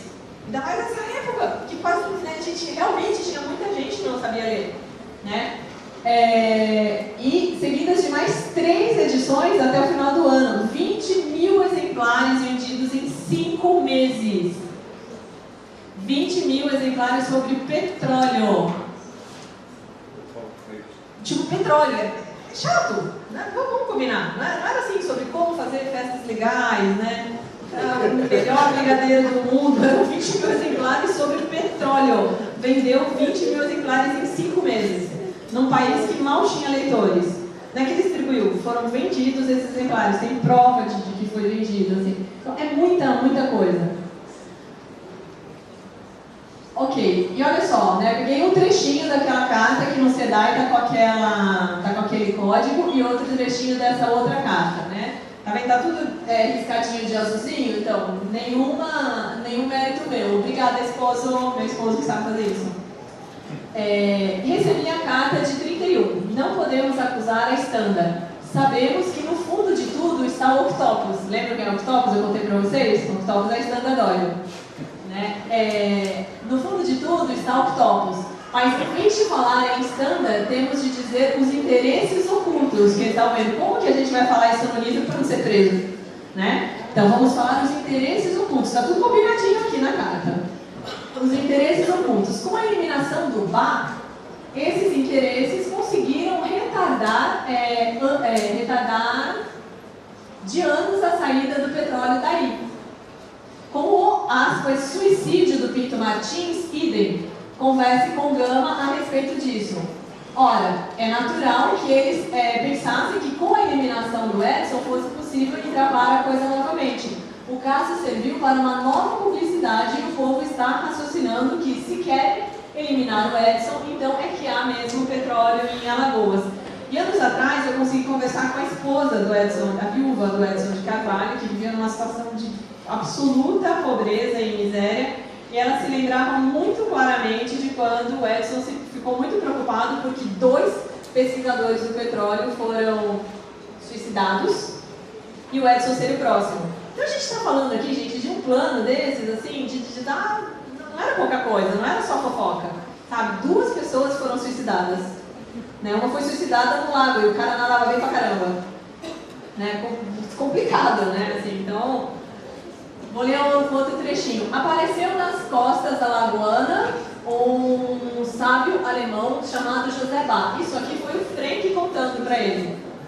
Ele disse, olha, Lobato, né? Apareceu aqui nas costas da lagoana um sábio alemão, José Bach, geólogo de renome, iniciou as suas prospecções atrás de sangue negro, que era como se chamava sangue negro, ouro negro, como se chamava o petróleo, atrás de sangue negro. Observou os folhetos da região de Riacho Doce e Garça Torta, estudou-os, analisou-os e chegou à conclusão de que eram prestáveis para o processo de destilação. Folheto não era folheto de papel, tá? Eram lâminas tiradas da terra, né? Pedacinhos assim tirados da terra, que eram prestáveis para o processo de destilação. Procedeu os levantamentos necessários da região e encetou as negociações necessárias para obter capitais necessários à construção de uma usina em Garça Torta. Tudo correu bem, mas um belo dia desapareceu o geólogo alemão misteriosamente. Dizem alguns que afogou no riacho, outros dizem que foi assassinado. Ninguém até a presente data conseguiu revelar o mistério da morte do Dr. José Bach, o pioneiro da busca do petróleo em Alagoas. Lobato ficou sabendo disso por causa do Frank. E o Lobato combinou aquilo ali. Agora eu mostro para vocês como isso apareceu no livro. Né, no trechinho aqui. Essa rede de dominação constitui o que chamamos de interesses ocultos. No livro, O Escândalo do Petróleo, que ele escreveu para alertar a população do que estava acontecendo. Então, percebam que todo aquele plano que aconteceu na carta virou livro, né? Tá aqui.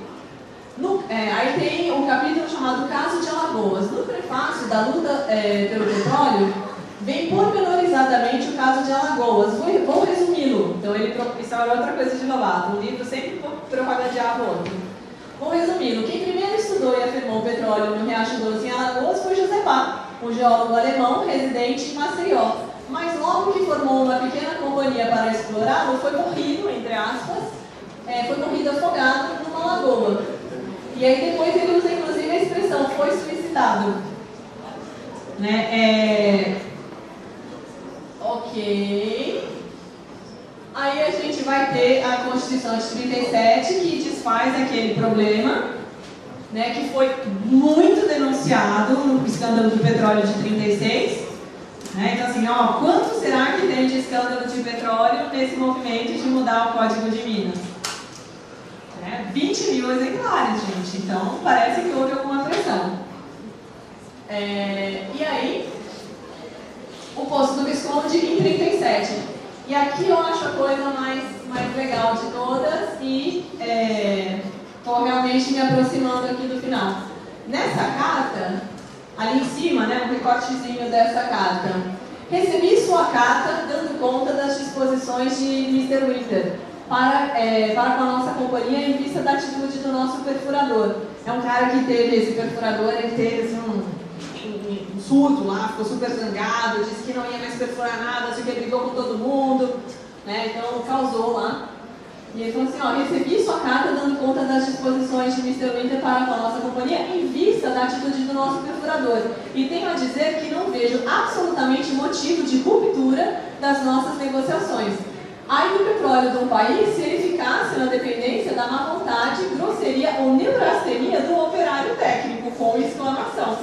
No poço do Visconde, acontece a seguinte passagem ficcional. Que homens aqueles faziam tudo tão direitinho como os célebres anões dos contos de fadas. Só uma vez Mr. Kalamazoo perdeu as estribeiras e berrou desaforos que os meninos não entenderam por serem em inglês. Ele pegou um técnico que não era dos Estados Unidos e falou, que surtou lá e falou, não, era um técnico inglês, ele transformou aqui na ficção.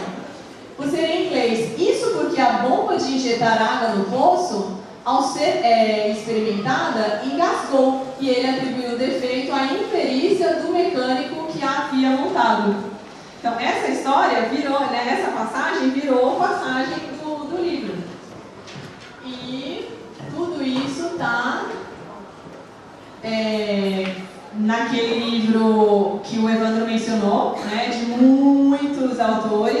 capítulo fala sobre isso, tá bom? Foi organizado pela Marisa Júlia e pelo professor Secretini. Ali em cima, né, olha só que bonitinho isso aqui também, para mim pelo menos é legal.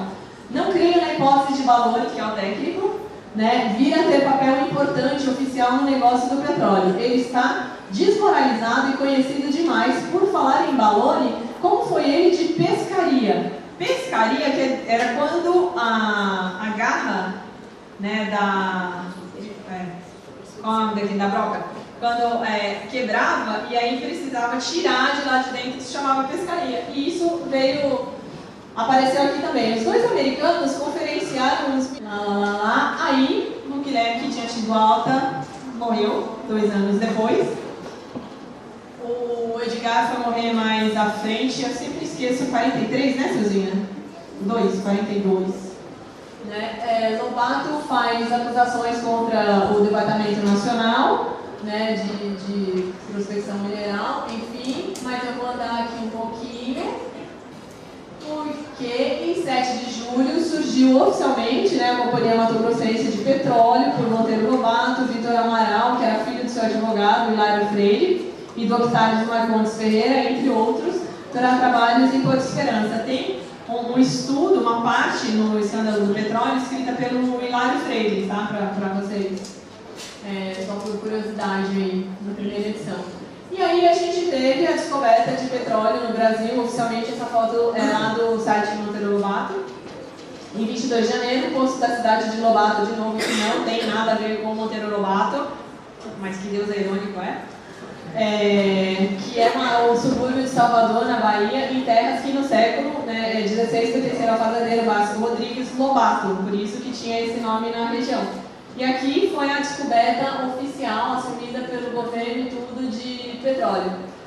Os interesses do imperialismo da Standard Oil e da Royal Dutch começaram a mudar um pouco de figura, mas essa parte enfim, meio chata. E chegou o ápice da briga do Lobato pelo petróleo, que todo mundo que sabe que ele brigou pelo petróleo sabe que terminou nisso aqui, prisão. Ele foi preso. Após passar 3 meses na cadeia, Monteiro Lobato foi indultado por Getúlio Vargas devido a problemas de saúde e a pressão da opinião pública. Ele já tinha escrito uma carta brigando com a caramba Monteiro Lobato, chamando ele, não era sonso, era tipo ledo, displicente. Essa sua displicência, essa sua negligência. Isso deu uma treta danada, Monteiro Lobato fichado. E é isso, e aqui eu decidi terminar aqui. As cartas que eu estudei vão até 37, eu decidi trazer quando começou, até quando terminou. Recomendo que vocês ouçam a entrevista dele um pouco antes de morrer. Ele fala com uma voz muito sincera que a maior burrada dele foi ter se apaixonado pelo petróleo, que só trouxe desgraça para a vida dele. Então aqui as fontes, são os meus 2 trabalhos. E o site Monteiro Lobato, de onde eu tirei essas informações. Eu espero muito em breve, se alguém me convidar para falar de petróleo de novo, ver as pesquisas de todos vocês ali, dizendo coisas que concordam, que discordam, mas eu espero que vocês estudem mais, que alguém aqui se motive por isso. Meu motivo foi muito pessoal, eu queria resolver essa questão da família, que era importante para a família do meu aluno, mas eu acabei achando um assunto muito interessante. Eu nem acredito que vocês ficaram até o final, Vocês são muito heróicos, muito bravos, Por isso, agradeço imensamente pela presença.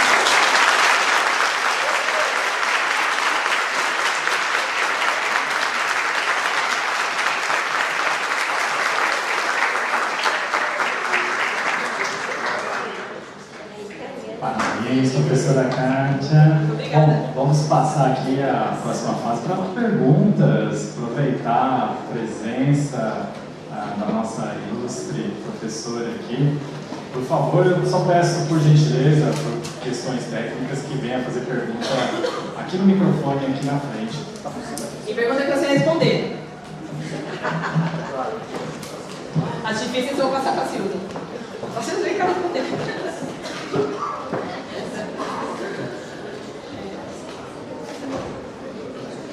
Olá!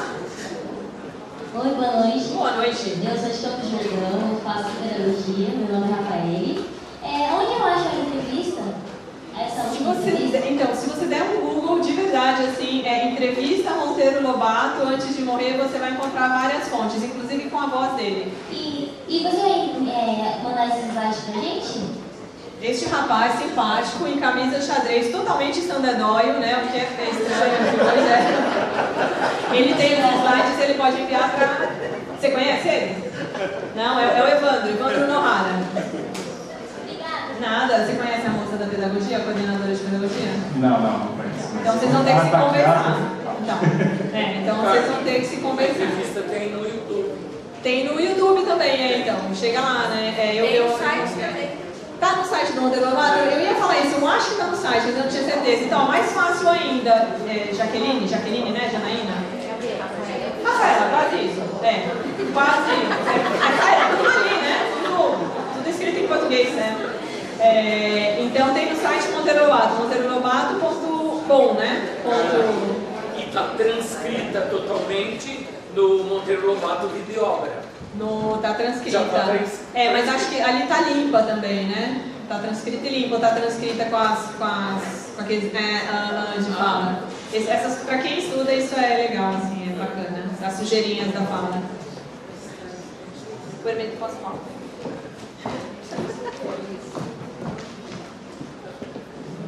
Kátia, primeiro parabéns. Acho que você ganhou o Jabuti sem merecer. Não. A Marcela. Eu lembro daquela noite, foi na Sala São Paulo. Sim. A Marisa nem vinha e eu liguei para ela e falei, você não vem?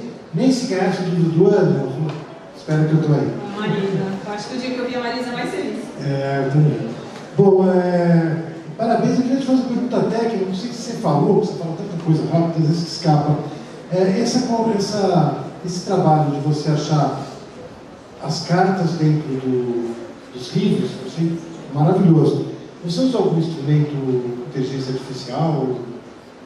Inteligência bem natural. Provavelmente falha em algumas coisas, mas inteligência de tudo mesmo, assim. De novo, né, a Marisa, e se você é amigo da Marisa, você sabe que ela é assim mesmo. Ela põe a gente ali de cara com a pesquisa mesmo, assim. Quando eu entrei no grupo, pra você ter uma ideia, a Suzy tinha acabado de trazer muitos documentos, muitas cartas.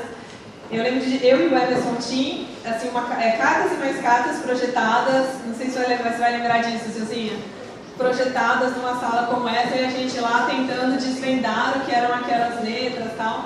Então foi cotejar mesmo, assim, tanto que o meu mestrado, eu digo que foi um mestrado de final de semana em feriados prolongados. O doutorado eu precisei pausar a vida, né? Eu consegui bolsa para isso, eu precisei pausar a vida e fazer, porque era isso mesmo. Eu tinha 4, 5 edições da obra virando página a página, eu acho que eu vi isso em algum lugar. E post-its, né? Abençoado o inventor do post-it. E enchendo de post-its, foi bem assim. Muito obrigada. E nesse capítulo que eu falei, tem uma tabela, que aqui eu mostrei algumas coisas, mas são páginas e mais páginas de tabelas comparativas. Se você tem interesse por isso, vale ver. Hoje eu acho que não ia mais conseguir fazer isso não, né? Já estou com 46 anos, não tem mais essa juventude não. Oi, Tina! Boa noite a todos. Aqui em Taubaté, né, o Osni pode falar até com datas mais precisas, o próprio Barão do Tremembé trouxe a luz para Taubaté com xisto betuminoso, né? Que foi bem bacana. E em Taubaté também existem 2 grandes pedreiras, que é uma provocação para as pessoas estudarem aí, que é a Dolomia e a outra é no bairro da Pedra Negra, que é explorada pela Polimix. Então existe o ferro em Taubaté também, é uma questão de pesquisa aí. E o que eu acho mais interessante nessa fase dele, no final não, quando ele foi preso, você pode citar o que ele falou para o Getúlio Vargas, escrito num papel de pão, você sabe disso? Então, eu vou... A parte que ele falou para o Getúlio está na internet, não vou dizer a parte que ele falava do Getúlio, que é bem legal também, é bem lá do caras, assim, aí depois você conta essa daí. Que ele chamava, gente, o Getúlio de Getúlio Gelatina. Ele falava que o Getúlio era muito mole, não sabia fazer nada, não sei o quê. Então, nessas cartas, vocês vão achar lá Getúlio Gelatina. Porque o cara é muito mole, ele não faz nada, a gente coloca as evidências na cara dele, ele não faz nada. contar essa fofoca, Tina? É bem legal assim na sua boca. Vamos lá. Na minha, diz que ele escreveu um papel de pão, né? Como a Terezinha mandava para ele o sanduíche de mortadela, que ele gostava muito. Estou comendo e bebendo às suas custas. Mandou soltá-lo. Vai fazer o quê? Da lei do... Esse era Lovato, gente. Esse era Lovato. Esse era Lovato. Eu acho que eu faria algo assim também, se fosse Pedro. Enquanto o microfone chega para a pessoa, eu queria colocar um dado da parte de engenharia. Todo mundo já deve ter ouvido falar das famosas fibras de carbono, material muito usado para deixar as estruturas leves, fazer avião, carro de corrida, enfim, materiais móveis, equipamentos esportivos. Aproximadamente 2 décadas descobriram que um dos melhores petróleos para fazer fibra de carbono está no Brasil. Aí, Deus é brasileiro, né, pessoal? sim. Mas muito legal. Isso que a Tina falou é muito legal, a coisa do xisto betuminoso, tá? Aparece nas cartas, aparece nos livros, então tem pelo menos uma pesquisa de iniciação científica interessante aí, tem, viu, gente? Nem que seja de correspondência, sabe? Uma tabelinha de correspondência, tem coisa legal. Algum professor tinha levantado a mão? Desculpa. Suzy. Eu fico sempre pensando aí nesse tempo histórico, né, que está em cada um desses momentos, e é muito interessante a gente pensar, né, nessa década de 20, pelo menos na cronologia que você mostrou para a gente, essa intervenção, interferência constante, né, de, claro, empresas de outros países, mas dessa entrada, né, desses outros países aqui para explorar os recursos naturais do país, né? E fiquei aqui cochichando com a professora Ana Maria, lembrando de alguns trabalhos que eu fui banca lá no Cesim, e é uma alegria, de o quanto isso é uma questão histórica, né? Assim, desde os naturalistas, a gente tem a vinda, né, desses estrangeiros para cá, né? Enfim, e me preocupa pensar, ou me faz pensar, né, isso, como que, de certa forma, o nacionalismo brasileiro não se preocupava com essa questão, né, e passa a se preocupar, então, depois, no Estado Novo, que é uma mundial que a gente começou ontem também, né? Então, assim, vai montando, né, um quadro nacional de pensar esse Estado nacional, né, um pouco mais à parte, né, um pouco mais afastado desta influência, ou desta, nem diria influência, né, dessa intervenção. E daí, não sei se você pode falar alguma coisa sobre isso, mas foram as palestras de vocês que me fizeram pensar nessas coisas. Então, isso que você mencionou, Suzy, eu vou só enrolar aqui, porque eu achei acho que todo o caminho da lógica você fez. Né? Só que você fez em 5 minutos uma coisa que eu levei 3 anos para perceber. Enfim, né, eu sou da historiografia literária, né, não da história. Então, acho que para ser muito intelectualmente honesta, vou dizer que eu concordo com você, mas isso que você descreveu em 40 segundos, e levou 5 para identificar, eu precisei de 3 anos, assim, falar, olha isso, então é isso. Então, estava se desenhando um novo Brasil, uma nova ideia de nacionalidade, tal, né? E eu posso dar uma contribuição, não como pesquisadora, totalmente subjetiva, como brasileira. Eu acho que esse desenho não terminou ainda. Eu acho que a gente tem a menor ideia do que é ser brasileiro, falo por mim mesmo, assim. Né? Então, acho que é um desenho que ainda segue, assim. A resposta é decepcionante, mas você fez melhor. Kátia, eu também queria agradecer muito a sua excelente exposição. E eu achei muito interessante a forma como você articulou, conseguiu articular as cartas, o contexto, a vida do Monteiro Lobato, essa sua articulação. Isso foi acontecendo ou você preparou isso no projeto de pesquisa? É uma questão metodológica que eu acho que é interessante para os nossos alunos. Eu descobri no final, assim, o baque veio para mim quando eu já tinha lido as cartas muitas vezes. E aí um dia eu tava, não sei se era o dia ou o que foi, assim, eu li aquela coisa, cara, ele tá pausando, eu tava dizendo ande logo porque meu filho tá doente. Aí eu comecei a enxergar chegar um homem ali. Sabe, meu filho está doente, né? Os meus pais perderam 2 filhos. Né? Assim, então, sabe, veio aquela coisa de eu sei o que ele está passando, sabe? O medo né, do filho que morre. Quem aqui? Eu não sou mãe, mas quem é mãe, quem é pai, eu acho que não deve ter nada mais desesperador do que a hipótese, né, de que um filho possa ir embora, né? Assim, deva, né, que está doente e tal. Então, ali eu comecei a perceber. E, em paralelo, eu comecei a entender o trabalho da Silza, que até então ela estava assim, envolta em muitas notas e documentos, e aí a coisa começou a clarear e eu comecei a entender um pouco o processo de falência, ou seja, eu comecei a ver que o Lobato não tinha dinheiro, né? E eu comecei a enxergar preocupações humanas, era uma pessoa que não tinha dinheiro e queria criar sua família. Né? Então, porque eu comecei a falar, olha só esse Lobato, né? Eu comigo mesma, né?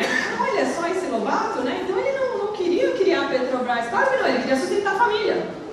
Né? Ele precisava sustentar a família. Então isso foi depois de bastante tempo, já lendo, eu enxerguei que tinha um homem ali, como qualquer um de nós. Eu vou ser uma das últimas pessoas a dizer que ele é unicamente uma coisa. Vários de vocês, muito melhores que eu, já disseram isso. Ele não é uma pessoa, como eu não sou, né? Então são várias coisas. Mas isso é uma coisa que pra mim pegou, assim, ele só queria, tipo, ele não tinha dinheiro para pagar pessoas para carregar a mudança dele. E ele dependia das mãos para isso, né? Isso foi, enfim. Então foi quase, não vou dizer que foi um acidente, mas foi algo que demorou um pouquinho para aparecer. Respondi? É muito interessante, porque muitas pessoas não sabem que Monteiro Lobato teve relação com o petróleo, mas como você disse, foram mais de 10 anos. Então foi um tema que mobilizou muito do tempo dele, da ação dele, e é desconhecido. Né? Então tem o seu trabalho, que é um trabalho sério, seriamente orientado, mas como você disse, precisa de mais trabalho. Precisa de mais, nossa, por favor. Mas, uma perguntinha a mais. Esqueci de perguntar uma coisa. Quando você brincou com o petróleo nosso, se é ou não é dele, né? Na hora me veio na cabeça assim, 2 pessoas que eu conheci, né? Como humanas e grandes pessoas, foi o Mário Schenker e o Mário Gruber. Tá? E os dois, quando falavam do petróleo nosso, falavam com muito orgulho, um anarquista, outro menos anarquista, mas que era do Partido Comunista. Você não mencionou. Não mencionei, mas sim, eu também soube que é disso, não fui atrás de comprovar, mas eu também ouvi essa história ventilada, que era do Partido Comunista. É muito coerente que seja, né, pela frase, é muito coerente que seja. Não fui atrás de comprovar isso, né, porque eu, enfim, né, precisava prestar contas da pesquisa. Mas eu também ouvi essa história. Eu estava só preocupada em saber se o Lobato tinha ou não tinha falado mesmo isso em algum momento, né, ou não. Mas eu também ouvi essa história. Mas na época me interessava saber se era do Lobato, porque foi muito assim, 5 minutos depois da morte do Lobato, o Getúlio Vargas já estava usando essa frase que supostamente o Lobato teria dito como lema da campanha, para o petróleo é nosso, porque o Lobato teria dito isso, e nunca disse.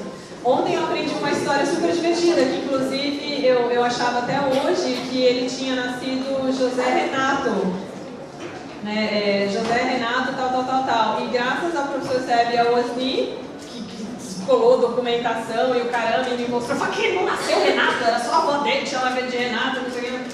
Aí eu descobri que ele não nasceu José Renato. Então, uma pessoa muito confiável, que foi o Cavalheiro, pegou uma menção de Renato e colocou José Renato, e muita gente levou adiante a história de José Renato. Eu fiz isso com a coisa do Petróleo Nosso. Era um blog com muitos documentos bons e eu nem questionei a possibilidade de que, bom, não está aqui, mas é óbvio que esse blog é sério. Então eu mesma fui uma das pessoas que difundiu o que não tem prova. Quando a gente passou a ter... Errei seriamente, ele errou seriamente, eu também errei seriamente, né? Tomara que um dia vocês encontrem uma gravação em que e possam dizer, a Kátia estava maluca, na verdade ela estava certa antes e maluca depois. Né? Então, espero que vocês encontrem a frase. Bom, vamos novamente agradecer a professora Kátia, muito obrigada, uma salva de palmas para a professora Kátia.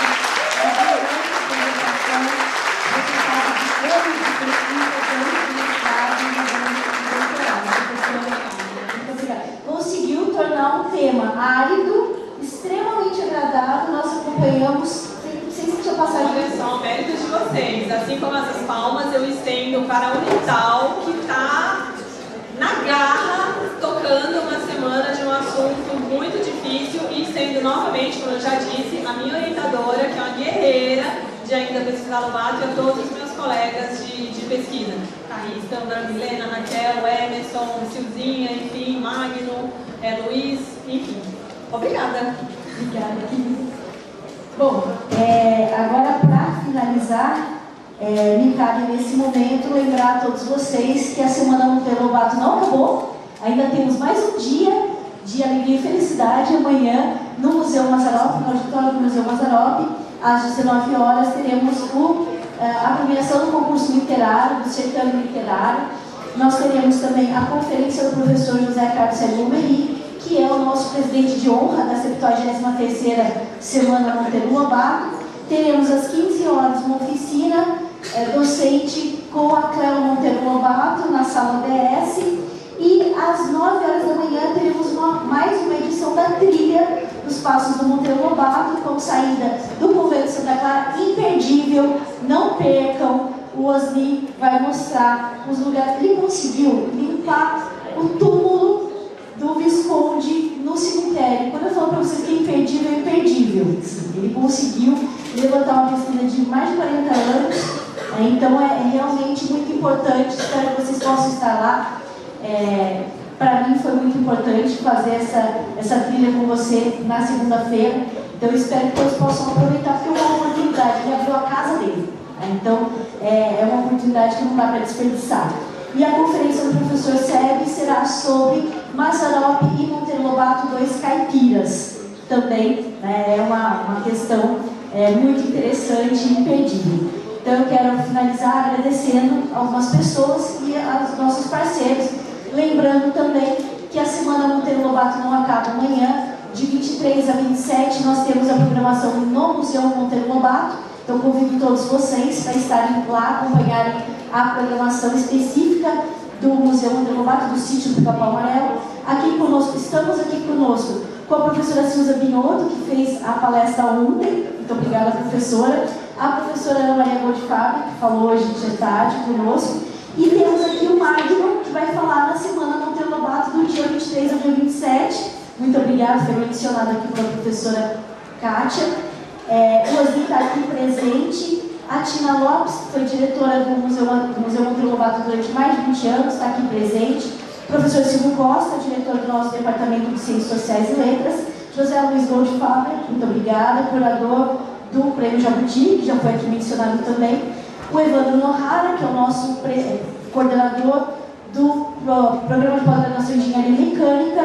André Bazanella, que é o nosso representante do IFAM no Vale do Paraíba, presidente da Casa do Patrimônio, obrigada pela presença. E os nossos apoiadores, que é o Museu Mazzaropi, o Café da Praça, a Unital e a Secretaria Municipal de Cultura e Economia Criativa. Muito obrigada e boa noite a todos. Até amanhã. Figuras encantadas.